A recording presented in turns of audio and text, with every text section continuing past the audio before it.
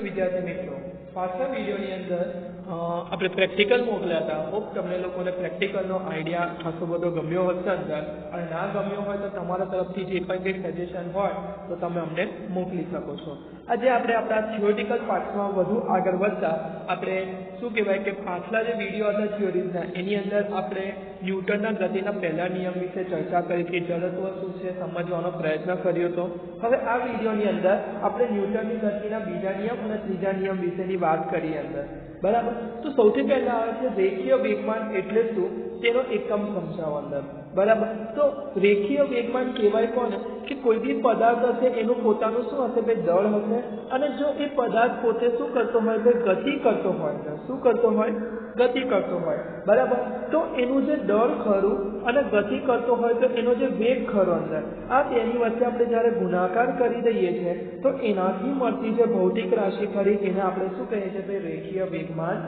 કહીએ છીએ અંદર તો આમ પદાર્થના દળનો અને વેગના ગુણાકારને તે પદાર્થનો આપણે શું કહીશું ભાઈ રેખીય વેગમાન કહીશું અંદર તો રેખીય વેગમાન બરાબર શું કહેવાશે ભાઈ દળ ગુણ્યા વેગ કહેવાય અંદર રેખીય વેગમાનને દર્શાવવા માટેની જે સિમ્બોલ ખરો એ કયો યુઝ કરવામાં આવે સ્મોલ પી યુઝ કરવામાં આવે છે યાદ રાખજો કેપિટલ પી ખરો એના માટે વપરાતો નથી કારણ કે કેપિટલ પીને આપણે પાવર કહીએ છીએ અંદર બરાબર અને બીજું આગળ જતા જશો તો બીજો પણ એક યુનિટ આવશે જેને આપણે મોમેન્ટમ સોરી શું કહેવાય કે ડાયપોલ માટે આપણે એનો યુઝ કરીશું અંદર બરાબર તો P ઇક્વલ ટુ આપણી ફોર્મ્યુલા શું બનશે ભાઈ mv મારા વહાલા બરાબર યાદ રહી જશે વેગમાન પોતે કેવી રાશિ છે ભાઈ સદિશ રાશિ છે કેમ કારણ કે અદિશ અને સદિશ વચ્ચેનો ગુણાકાર છે સાદો ગુણાકાર એટલે રાશિ ખરી તમારી સદિશની સદિશ જ રહેશે અને એની દિશા ખરી હવે વેગ એકમાત્ર સદિશ છે એટલે વેગની જે દિશા હશે એ જ વેગમાનની દિશા કહેવાશે એકમની વાત કરીએ તો દળનો કિલોગ્રામ અને ઝડપનો શું લખે છે મીટર પર સેકન્ડ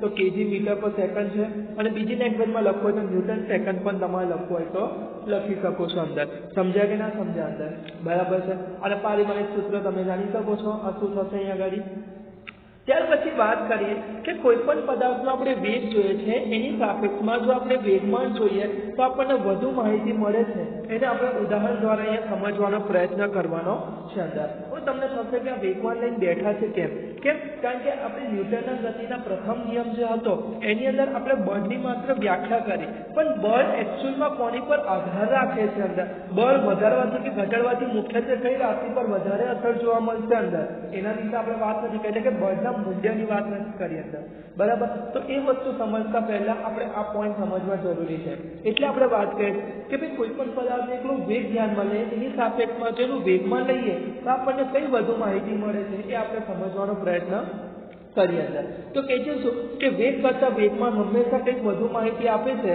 બરાબર જેનું પ્રથમ ઉદાહરણ લઈએ તો એવું કહે છે કે એક કાંકરી અને એક પથ્થરને સમાન વેગથી કોઈ વ્યક્તિને મારવામાં આવે છે આપણે કરવાનું નથી પણ ખાલી ઇમેજિનેશન કરવાનું છે અંદર તો કઈ અથડામણથી વ્યક્તિને ઈજા વધારે થશે કાંકરીથી કે પથ્થરથી તો દરેકનો જવાબ આવશે સાહેબ પથ્થરથી જ હોય ને અંદર બરાબર તો તે તેમના વેગ પરથી આપણે એવું જાણી શકતા નથી અંદર બરાબર કારણ કે બંનેના વેગ કેવા છે સમાન છે લોજિક પ્રમાણે આપણને લાગશે કે ભાઈ હા ભાઈ પથ્થરથી આપણને વધારે વાગે અંદર બરાબર પરંતુ તમે જે ફેંકો છો એ ફેંકવામાં તમારા પથ્થરની ઝડપ જો ઓછી હશે અંદર બરાબર તો એ વધારે વાગશે કે ઓછી વાગશે વધારે જોરથી ફેંકશે તો કેવું વાગશે બરાબર એની સંપૂર્ણ માહિતી એટલે કે એક્ઝેક્ટ કેવા પ્રકારની માહિતી છે આપણે કહીએ અને આ જ કાંકરી ખરી એ કાંકરીના બરાબર બુલેટની ઝડપે મારે તો બીજાના ગોળી જેમ વાગી જાય અંદર સમજ પડે છે ભલે એમ કાંકરી ના વાગે પણ એની ઝડપ વધારી દો તો વાગી જાય એટલે અહીંયા આગળ મેઇન વસ્તુ જ છે અહીંયા આગળ કે બંનેના વેગ સમાન છે તો એના સંજોગોમાં આપણે એવું વેગ પરથી એક્ઝેક્ટલી ના કહી શકીએ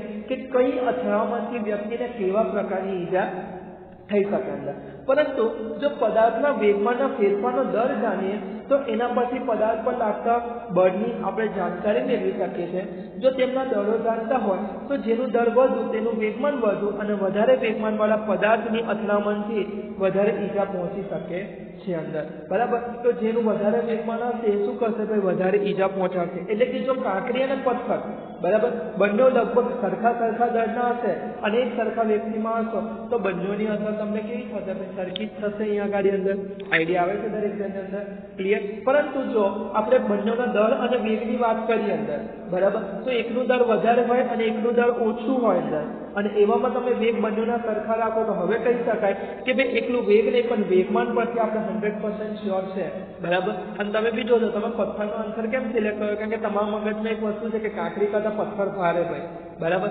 એટલે કે ભાઈ એકલું દળ પણ એકલો વેગ અથવા તો એકલું દળ મહત્વનું નથી, બંનેનો ગુણાકાર જે ખરો એ આપણને સાચા મૂલ્ય તરફ શું કરે છે? લઈ જાય છે અંદર, બરાબર. એવું આપણે એક બીજું ઉદાહરણ આપીને પણ સમજાવવાનો ટ્રાય કર્યો છે અહીંયા આગળ, કે એક કાર અને એક ટ્રક સમક્ષિતિજ રસ્તા પર સ્થિર પડેલા છે અંદર, બરાબર. આ બંનેને સમાન સમયમાં સમાન ઝડપથી ગતિ કરવા માટે કારને હંમેશા ઓછા બળની જરૂર પડે છે, જ્યારે ટ્રકને શું થાય છે? વધારે બળની જરૂર પડે છે. હવે બંનેની ઝડપથી સરખી લાય, બરાબર. પણ છતાં પણ એવું કેમ થયું કે કારને ઓછી જરૂર પડે છે જ્યારે ટ્રકને વધારે બળની જરૂર પડે છે? અને બીજી વસ્તુ કે બંનેને સમાન ઝડપથી ગતિ કરાવતા હોય, બરાબર, તો એક સરખા સમયમાં એમને સ્ટોપ કરવા છે અંદર, તો એ વખતે પણ કાર કરતા ટ્રકને રોકવા માટે મોટા અવરોધક બળની શું પડે છે? ભાઈ જરૂર પડે છે અંદર, બરાબર છે. ક્લિયર? એટલે આમ પદાર્થ પર બળની અસર નક્કી જો કરવી હોય, ક્લિયર, તો એના માટે એકલું દળ કાં તો એકલી ઝડપ આપણા માટે કામ નથી, પણ બંનેનો સંયુક્ત ભાગ આપણા માટે જવાબદાર છે. એટલે કે શું જરૂર? વેગમાનનો અગત્યનો પ્રાચલ છે અંદર, એટલે કે વેગમાન શું છે? વધારે અગત્યનું છે અંદર. અને વેગમાન રાખી તમે કોઈ પણ વસ્તુનું ગાણિતિક સ્વરૂપ ખરું એ વ્યવસ્થિત રીતે રિપ્રેઝન્ટ કરવું હોય તો કરી શકો છો. એટલે ફાઇનલી આપણને આ ડિસ્કશન કરતા ખબર પડી ગઈ કે ભાઈ કયા કેસમાં આપણે બળ કેટલું લગાડવાનું છે એ નથી વેગ નક્કી કરતો, નથી એકલું દળ નક્કી કરતો, પણ બંનેનો ગુણાકાર એટલે કે વેગમાન શું કરે છે? નક્કી કરે છે અંદર. અને થાય છે શું? તમે બળ લગાવો છો તો એના વેગમાં ફેરફાર થાય છે. જો દળ તો કોઈ દિવસ બદલાતું નથી, હવે વેગ બદલાય તો એના સંદર્ભમાં તમારું વેગમાન પણ બદલાવું કહેવાય કે ના કહેવાય? એટલે કે અહીં જોઈ શકાય કે બળની અસર એ વેગમાનના ફેરફાર માટે જવાબદાર છે અંદર. શેના માટે જવાબદાર છે? વેગમાનના ફેરફાર માટે જવાબદાર છે અંદર. ક્લિયર? હવે બીજી વસ્તુ વાત કરીએ કે આપણે પેલું બીજું એક્ઝામ્પલ જોયું કાર અને ટ્રકનું, તો બંને એક સરખી ઝડપે હતા, બંનેને રોકવા છે કે એક જ સરખા સમયમાં અથવા તો એક જ સરખું અંતર કાપીને બંને રોકાવા છે. તો સ્વાભાવિક વસ્તુ છે કે એક કેસમાં તમને બળની વધારે જરૂર પડી, જ્યારે બીજા કેસમાં બળની કેવી જરૂર પડી? ઓછી જરૂર. તો આવું કેમ આપણે કહી શકીએ છીએ અંદર, બરાબર. ચાલો હવે આપણે નેક્સ્ટ પોઈન્ટ પર આગળ વધીએ. તો નેક્સ્ટ પોઈન્ટ આવે છે ન્યૂટનની ગતિનો બીજો નિયમ લખીને સમજાવો અંદર. ન્યૂટનની ગતિનો બીજો નિયમ કહે છે શું આપણને? કે પદાર્થના વેગમાનના ફેરફારનો દર એ તેના પર લાગતા પરિણામી બળના હંમેશા શું હોય છે? ભાઈ સમપ્રમાણમાં, અને લગાડેલા બળની હંમેશા શું હોય છે? દિશામાં હોય છે અંદર. હવે એકચ્યુઅલમાં પેલી ગાડીની જ વાત કરીએ તો ગાડીમાં તમે કર્યું શું અહીંયા આગળ કે ગાડી ભાઈ પોતે પોતાની જે આમ બાજુની દિશામાં ગતિ કરતી તેઓ સમજી લો. હવે તમે બ્રેક લગાડી તો બ્રેક લગાડવાથી જે બળ લાગ્યું કઈ દિશામાં લાગ્યું? વિરોધ દિશામાં લાગ્યું. હવે જો ગાડી 40ની સ્પીડે ચાલતી તો 40માંથી 30 થશે, 20 થશે, 10 થશે, પછી શું થઈ? શૂન્ય થઈ જશે કે નહીં થઈ જાય અંદર? એટલે કે એના વેગમાં શું જોવા મળ્યો? તમને ઘટાડો જોવા મળ્યો અંદર. હવે વેગ જો ઘટતો શૂન્ય થઈ જાય છે તો સ્વાભાવિક વસ્તુ છે કે શરૂઆતના વેગમાનની વાત કરું તો 40 m થશે અંદર, બરાબર, 40 m, અને અંતિમ વેગમાનની વાત કરું તો શું થશે? ભાઈ શૂન્ય થશે કે નહીં થશે? આમ એનો વેગમાનનો જે ફેરફાર થયો અંદર, બરાબર, એ કેટલો થયો? ભાઈ 40 m થી લઈને 0 થયો કે ના થયો અંદર? હવે સ્વાભાવિક વસ્તુ જેટલું દળ વધારે હશે એટલું વેગમાન વધારે હશે. એટલે આપણે જાણીએ છીએ કે ટ્રકમાં આપણને બળની વધારે જરૂર પડે છે અંદર, બરાબર. અને બીજી વસ્તુ કે આ ઘટાડો તમારે જેટલો ઓછા સમયમાં પતાવવો હોય તો એટલી વધારે બ્રેક મારવી પડશે અંદર, હા કે ના? એટલે અહીંયા આગળ મેઇન વસ્તુ શું થયું કે એટલો વેગમાનનો ફેરફાર નહીં, પણ એને કેટલા સમયમાં તમે કરો છો એ તમને શું કરે છે? બળના મૂલ્ય સાથે મેચ કરે છે અંદર, બરાબર. એટલે કે કોઈ બી પદાર્થના વેગમાનના ફેરફારનો જે દર ખરો એ હંમેશા તેના પર લાગતા પરિણામી બળના શું હોય છે? ભાઈ સમપ્રમાણમાં હોય છે અંદર. એટલે કે બળનું મૂલ્ય એ માત્ર વેગમાન બળ નથી વેગમાનના ફેરફાર, પણ વેગમાનનો ફેરફાર તમે કેટલા સમય પર કરો છો એ પ્રમાણે બળની વાત. તમારે ઓછા સમયની અંદર બ્રેક કમ્પ્લીટ થઈને 0 કરવું હોય તો સ્વાભાવિક વસ્તુ તમારે બળ વધારે લગાવવું પડે કે ના લગાવવું પડે અંદર, બરાબર છે. એટલે જો સમય ઓછો કરવા માટે બળ વધારે લગાવવું પડે, એટલે કે બળ અને સમય એ સંજોગોમાં કેવા થઈ ગયા? વ્યસ્ત પ્રમાણમાં થઈ ગયા અંદર એકબીજાના. એટલે આપણે અહીંયા આગળ કહી શકીએ કે ભાઈ F બરાબર આપણે એવું કહી શકાય ડેલ્ટા V ભાગ્યા ડેલ્ટા T. સમપ્રમાણ અંદર, બરાબર. અને બીજું આ જે દિશા ખરી બળની એ બીજું કશું નહીં પણ વેગમાનનો ફેરફાર આપણે જે દિશામાં કરીએ છીએ એ દિશા આપણે લઈશું અંદર, બરાબર. તો કહે છે કે જો પરિણામી બળ F એ ડેલ્ટા ટી જેટલા સમયગાળા માટે આપણે m જેટલા પદાર્થ m દરના પદાર્થ પર લગાડીએ તો એનો જો વેગ v થી બદલાઈને v પ્લસ ડેલ્ટા v કરે તો તેનું પ્રારંભિક વેગમાન ખરું કેટલું થશે ભાઈ mv થશે અહીંયા આગળ, બરાબર. અને અંતિમ વેગમાનની વાત કરો તો શું થશે m બ્રેકેટમાં v plus delta v થાય કે ના થાય. હવે આપણે વેગમાનના ફેરફારની વાત કરીએ તો શું લખાય ભાઈ, અંતિમ માઇનસ પ્રારંભિક લખાય કે ના લખાય અંદર. એટલે તમે ત્યાં શું લખી શકો, pf માઇનસ pi લખાય કે ના લખાય તમારી અંદર, હા કે ના, બરાબર છે. તો pf ની જગ્યાએ તમે શું લખી શકો ભાઈ, mv લખી શકો અંદર પ્લસ, બરાબર. અહીંયા આગળ તમે અંદર મલ્ટીપ્લાય કરો તો mv અને m ડેલ્ટા v થશે અહીંયા આગળ અંદર. આઈડિયા આવે છે દરેક જણને, હા કે ના, બરાબર છે. હવે અહીંયા આગળ અંતિમ વેગમાન કરવું એ તમારું આ થશે અને માઇનસ પ્રારંભિક વેગમાન તમારું આ થશે. તો mv શું થઈ ગયા ભાઈ, કટ થઈ ગયા. તો તમને જવાબમાં શું મળ્યું ભાઈ, ડેલ્ટા p બરાબર m ડેલ્ટા v મળ્યો કે ના મળ્યો અંદર, હા કે ના, બરાબર. હવે નિયમની વાત કરીએ આપણે અંદર. તો નિયમની વાત કરીએ તો નિયમમાં આપણે શું કીધું કે બળ ખરું એ વેગમાનના ફેરફારના સમય દરના સમપ્રમાણમાં હોય છે અંદર, બરાબર. હવે અચળાંક આપણે સપ્રમાણ કરવું તો અચળાંક કી મૂકવો પડે અંદર, બરાબર. અને બીજી વસ્તુ કે તમે જ્યારે ડેલ્ટા ટી ટેન્સ ટુ લઈ લો અંદર, બરાબર છે, તો તમને f ઇક્વલ ટુ શું મળશે અહીંયા આગળ, કે dp/dt મળે કે ના મળે, એટલે કે વિકલિત સ્વરૂપમાં ખાલી કન્વર્ટ થઈ જાય અંદર. સમજ પડે છે દરેક જણને આટલો પાઠ, હા કે ના, બરાબર. હવે તમારી પાસે f ઇક્વલ ટુ ઇક્વેશન. હવે આમાં મેઇન વસ્તુ શું છે અંદર કે ભાઈ m અને v બંનેનો ગુણાકાર કેવો છે અહીંયા આગળ આપેલો છે અંદર, બરાબર. અને એવા સંજોગોમાં તમે અહીંયા આગળ શું કહેવાય કે ભાઈ વિકલન કરો છો તો વિકલનમાં શું છે કે સમય સાથે બદલાતી રાશિ m ખરી ના, દર તો અસર હોય તો ખાલી બદલાય પણ ભાઈ વેગ બદલાય, બરાબર. તો થશે શું કે km બહાર આવી જશે તો અંદર રહેશે શું ખાલી ભાઈ dv/dt રહે અંદર. તો અહીંયા આગળ dv/dt ને આપણે બીજું કશું નહીં પણ શું કહે છે ભાઈ, પ્રવેગ કહીએ જ કે નહીં કહેતા અંદર, હા કે ના, બરાબર. તો આમ f બરાબર તમને ઇક્વેશન શું મળ્યું, km મળ્યું અંદર. હજુ સુધી આપણે અચળાંક વિશેની કઈ વાત નથી કરી તો આપણે લખતા થઈએ અંદર, બરાબર. તો આપણને ફાઇનલી જવાબ શું મળ્યો ભાઈ, m મળ્યો. એટલે તમને ન્યૂટનના ગતિ પરથી બળનું શું મળ્યું, સૂત્ર મળ્યું અંદર. અને સૂત્ર શું મળ્યું અંદર કે ભાઈ પહેલું સૂત્ર મળ્યું આપણને શું મળ્યું, f બરાબર ડેલ્ટા p ભાગ્યા ડેલ્ટા t, અથવા તમે બી લખી શકો dp/dt. તત્કાલીન શોધવું હોય તો આ સૂત્ર વાપરવાનું અને ફેરફાર વાળું શોધવું હોય તો આપણે આ સૂત્ર ઉપયોગ કરવાનો. અને બીજું સૂત્ર આપણને શું મળ્યું ભાઈ, m એ મળ્યું, મમ્મી, બરાબર છે. આમ પદાર્થ પર લાગતું બળ એ હંમેશા દર અને પ્રવેગના ગુણાકારના શું હોય છે ભાઈ, સમપ્રમાણમાં હોય છે અંદર, બરાબર. હવે શું કરવામાં આવ્યું, k ના મૂલ્ય શોધવા માટે પ્રયોગ કરવામાં આવ્યો કે ભાઈ આપણે અહીંયા આગળ જે બળ લગાડીએ છીએ ખાલી 1 ન્યૂટન લગાડીએ છીએ, પદાર્થ લીધો છે એનો જે દર ખરું એ પણ 1 લઈએ છીએ, અને બીજું અહીંયા આગળ બળ એવી રીતે લગાડીએ છીએ કે એના પ્રવેગમાં જે કંઈ ઉત્પન્ન થાય છે અંદર એ કેટલો થશે, 1 મીટર પર સેકન્ડ સ્ક્વેર ઉત્પન્ન થાય અંદર, બરાબર. તો અહીંયા આગળ થયું શું કે જો 1 કિલોગ્રામ દરના પદાર્થમાં આપણે 1 મીટર પ્રતિ સેકન્ડ સ્ક્વેરનો પ્રવેગ ઉત્પન્ન કરવાનો છે તો એના માટે બળની જ્યારે ગણતરી કરવામાં આવે ત્યારે લોકોને કેટલું બળ જોઈતું હતું, ખાલી 1 ન્યૂટન જ જરૂર પડી અંદર, બરાબર. તો પછી સ્વાભાવિક વસ્તુ છે કે બધા 1 1 1 છે, ક્લિયર. તો પછી કે પણ શું થવું પડે, 1 થવું પડે તો જ ડાબી બાજુ ને જમણી બાજુ સંતોષાય કે ના સંતોષાય. અચળાંક આવી રીતે શોધવામાં આવે અંદર, બરાબર છે. આમ ફાઇનલી આપણને ખબર પડી ગઈ કે ભાઈ અચળાંક કશું નથી પણ m જ છે અહીંયા આગળ, k ઇક્વલ ટુ 1 જ છે અંદર. તો આમ આપણને બળનું શું મળી ગયું ભાઈ, સૂત્ર મળી ગયું અંદર. સમજ પડે છે આ પણ. અને બળ વિશેની બેઝિક આઈડિયા આપણને ખબર છે અહીંયા આગળ કે બળનો એકમ શું છે, બળને CGS માં આપણે ડાયન એકમથી કેવી રીતના વ્યાખ્યાયિત કરી છે આપણે સેકન્ડ ચેપ્ટરમાં ઓલરેડી ડિસ્કસ કરી ચૂક્યા છે, એટલે હાલમાં આપણે એના વિશેની વાત કરીશું નહીં અંદર, બરાબર. ત્યાર પછી બીજો પોઈન્ટ એ છે કે ન્યૂટનની ગતિના બીજા નિયમના મહત્વના મુદ્દાઓના વિશે આપણે શું કહે છે કે નોંધ લેવાની છે અંદર, બરાબર. તો ન્યૂટનની ગતિનો બીજો નિયમ આપણે પહેલા તો સૂત્ર શું લખ્યું ભાઈ, f બરાબર dp/dt અંદર.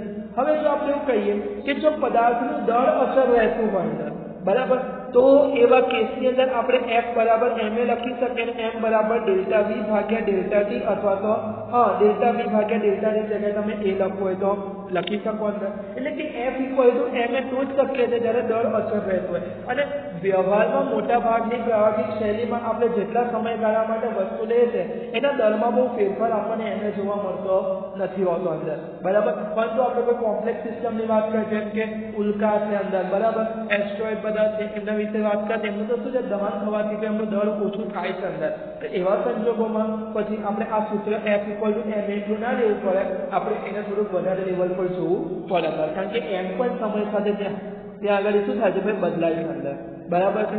બીજું, જ્યારે પદાર્થ પર બાહ્ય પર સપોઝ લાગતું જ ના હોય, બરાબર, તો F ઇક્વલ ટુ m પ્રમાણે જોવા જઈએ તો F ઇક્વલ ટુ 0 હોય તો પછી m ઇક્વલ ટુ બી 0 થાય. હવે દર તો કોઈ દિવસ શૂન્ય શક્ય છે જ નહીં, એટલે શૂન્ય કોણ હોય શકે, પ્રવેગ શૂન્ય હોય કે ના હોય અંદર, બરાબર. તો ન્યૂટનના ગતિના પહેલા નિયમને બી સમર્થન મળી ગયું કે ના મળી ગયું કે જ્યાં સુધી પદાર્થ પર કોઈ બાહ્ય બળ નહીં લાગે, બરાબર, ત્યાં સુધી એ વેગ કરતો હશે તો પોતાનો વેગ કન્ટિન્યુ રાખશે અને સ્થિર હશે તો સ્થિર રહેશે, એટલે કે એના વેગમાં ફેરફાર જ નહીં થાય. અને વેગમાં ફેરફાર ના થાય તો પ્રવેગ શૂન્ય જ પડે ને અંદર, જે ગાણિતિક રીતે પણ શું થાય છે મેચ થાય છે. એટલે કે કહી શકાય કે આ નિયમ કરો એ ન્યૂટનના ગતિના પહેલા એટલે કે એના જ પોતાના પહેલા નિયમ સાથે પણ સુસંગત છે અંદર. અને બીજી વસ્તુ, તમારે જો ઘટકો વિશેની વાત કરીએ તો આપણે જાણીએ છીએ કે જ્યારે પણ તમારે જે ઘટક શોધવો હોય તો સામે પ્રવેગનો પણ એક ઘટક લેવાનો, જો દળનો કોઈ ઘટક ના હોય, બરાબર છે, જે હશે કોનો ઘટક હશે પ્રવેગનો, તો fx શોધવો હોય તો mx લેવાનું, fy તો ma y, fz તો maz લેવાનો અંદર. સમજ પડે છે દરેક જણ આટલો પણ? હા કે ના? બરાબર છે. બીજી વસ્તુ એ છે કે સમીકરણમાં આવું લખી છે આપણે તો એક બિંદુ રૂપ કણને લાગુ પડે છે જે f એ કણનું પરિણામી બાહ્ય બળ છે અને એ કણનો શું છે પ્રવેગ કરે, શું ફરક પડે અંદર, બરાબર. બધી વસ્તુઓ તો એકની એક જ થઈ આગળ અંદર, ક્લિયર. બીજી વસ્તુ કે છે કે આ નિયમ દ્રવ પદાર્થ એટલે કે કણોના તંત્ર પર પણ લાગુ પડે છે અને પ્રવેગ એ કણોના તંત્રના દ્રવ્યમાન કેન્દ્રનો શું છે પ્રવેગ છે. એટલે કે તમે જ્યારે એક કરતા વધારે કણો લેતા હોય તો જ્યારે તમે પ્રવેગ લખો છો અંદર તો એ પ્રવેગ ખરેખર કોનો સમજવાનો, દ્રવ્યમાન કેન્દ્રનો સમજવાનો છે. હવે દ્રવ્યમાન કેન્દ્ર શું છે એ વધુ વિસ્તૃતમાં આપણે 7મું કે 8મું ચેપ્ટર ચાર્જ ગતિ રિલેટેડ આપેલું છે એની અંદર આપણે ડિસ્કસ કરીશું અંદર, બરાબર છે. અને છેલ્લો પોઈન્ટ કહે છે કે ગતિનો બીજો નિયમ એ સ્થાનિક સંબંધ છે, એટલે કે અવકાશમાં પદાર્થોના સ્થાને આપેલા સમયે, બરાબર, બળ F એ પદાર્થના તે ક્ષણના પ્રવેગ સાથે સંબંધ ધરાવે છે. તેથી પ્રવેગ એ બળ વડે નક્કી થાય છે પણ કણની ગતિના કોઈ ઇતિહાસ પરથી નહીં અંદર. એટલે કે એની ગતિ શું હતી એ બધા પર આધાર નહીં રાખતો અંદર, અત્યારે બદલાવ ગયો, અત્યારે પ્રવેગમાં ફેરફાર થઈ ગયો અંદર, બરાબર. તો આ વસ્તુ પરથી આપણને નાનકડી શીખ પણ મળે છે. આપણે ઘણી વાર કહેતા અમે પહેલા આવા હતા અંદર, બરાબર, પણ એનાથી ફરક કશો ના પડવો જોઈએ. હાલમાં શું છો, હાલમાં શું કરો છો એ મહત્વનું છે અંદર, બરાબર. તો ધ્યાનથી આ સ્ટેટમેન્ટ તમે ફરીવાર વાંચો તેની સાથે સુસંગત થશે આપણું અંદર, બરાબર. કે જે તે સમયનું જે તમારું બળ અથવા તમારી જે ક્વોલિટી ખરી એ પદાર્થના તે ક્ષણના પ્રવેગ સાથે, એટલે કે તે ક્ષણે તમારું રિયલ પ્રેઝન્ટેશન આપવું હોય છે, બરાબર. અને એ જ પ્રવેગ એ બળ વડે શું થાય છે નક્કી થાય છે પણ ગતિના કોઈ ઇતિહાસ પરથી નહીં, એટલે કે કોઈ ગતિ કરતા પહેલેની વાત છે એની સાથે કોઈ સંબંધ છે નહીં અંદર, બરાબર. ત્યાર પછી નેક્સ્ટ પોઈન્ટ આવે છે બળનો આઘાત એટલે શું અંદર, બરાબર. તો બળનો આઘાત એ બીજું કશું નથી કે ભાઈ તમે જ્યારે બળ લગાવો છો તો ઘણી વાર થાય છે શું કે તમારે તમારું ડિઝાયર ટાસ્ક પૂરું કરવા માટે તમારે બળને અમુક સમય સુધી સતત લગાડતા રહેવું પડે. કાં તો તમે બદલતું બળ લગાડી શકો છો, કાં તો અચળ બળ બી લગાડી શકો છો અંદર. આઈડિયા આવે છે કે નથી આવતો અંદર, બરાબર. તો આમ આ બળ ખરું તમે કેટલા સમય સુધી લગાવ્યું અંદર એને શું કહેવામાં આવે છે, બળનો આઘાત કહેવામાં આવે છે અંદર. સમજ પડે છે દરેક જણને આટલો પાઠ? તો ન્યૂટનના ગતિનો બીજો નિયમ આપણે જાણીએ છીએ કે F બરાબર આપણે શું લખતા ડેલ્ટા P ભાગ્યા ડેલ્ટા T. તો ડેલ્ટા T ને ઉઠાઈને આ બાજુ લઈ આવો તો F delta T equal to delta P મળ્યું કે ના મળ્યું? તો બસ આ F ની ડેલ્ટા T સાથેની ગુણાકારની જે રાશિ ખરી એને જ આપણે બળનો આઘાત કહીએ છીએ. અને આ સૂત્ર પરથી એ રાશિ બીજું કોઈ નહીં પણ વેગમાંનો ફેરફાર બન્યો તો એની વ્યાખ્યા કંઈક આવી થશે કે પદાર્થ પર લાગતું બળ અને તે બળ જેટલા સમયગાળા માટે લાગતું હોય તે સમયગાળાના ગુણાકારને બળનો આઘાત કહે. એટલે કે બળ અને સમયગાળાનો ગુણાકાર કરો તો એને શું કહેવામાં આવે છે, બળનો આઘાત કહેવામાં આવે છે અંદર, અને બળનો આગળ બીજું કશું નહીં પણ શું છે, વેગમાનના ફેરફાર બરાબર કેવા છે અંદર. તો વેગમાનમાં નિશ્ચિત ફેરફાર ઉત્પન્ન કરવા માટે ટૂંકા સમયગાળામાં લાગતા મોટા બળને આઘાતી બળ કહેવામાં આવે છે. હવે સ્વાભાવિક વસ્તુ જે નામ હોય એના પ્રમાણે જ આપણે ને અંદર બધો પોઈન્ટ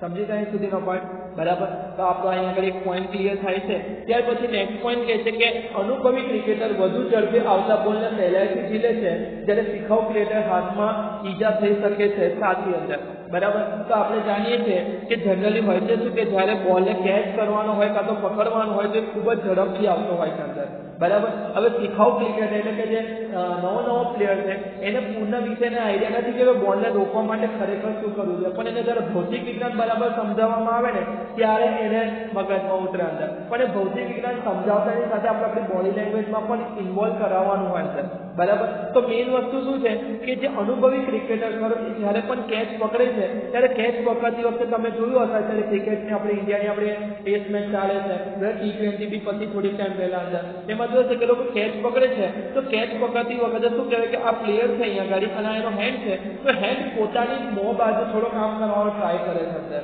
બરાબર. કેચ પકડીને ત્યાર પછી શું કરે છે, પોતાની બાજુ લાવવાનો ટ્રાય કરે છે અંદર. એનાથી થાય છે શું કે એ એકચ્યુઅલમાં કેચ પકડવો છે એટલે કરવું છે શું કે જે દડો ખરો એનું વેગમાન ખરું એને એના જે પણ વેગમાનનું મૂલ્ય છે એમાંથી આપણે એને શું કરાવવું છે, ભાઈ શૂન્ય કરાવડાવવું છે અંદર. કેટલું કરાવડાવવું છે, શૂન્ય કરાવડાવવું છે અંદર બરાબર. તો શૂન્ય કરાવવા માટે સ્વાભાવિક વસ્તુ છે કે એને પોતાના હાથ દ્વારા વિરોધ દિશામાં બળ લગાવવું પડે કે ના લગાવવું પડે. અને આ બળ કેવું છે કે ભાઈ વેગના ઘટાડા કરવા માટે વાપરવાનું એટલે કે વેગની વિરોધ દિશામાં અપ્લાય કરવાનું છે અંદર બરાબર. હવે જો એ શું કહેવાય કે પોતાનો હાથ પાછળ ના લઈ જાય તો અહીંયા આગળ જે સમયગાળો ખરો ડેલ્ટા ટી બરાબર વેગમાનને શૂન્ય થવા માટેનો એ કેવો થઈ જાય છે, બહુ સૂક્ષ્મ થઈ જાય છે. તો બહુ સૂક્ષ્મ થઈ જાય તો એનાથી થાય શું અંદર કે F = ડેલ્ટા પી ભાગ્યા ડેલ્ટા ટી છે.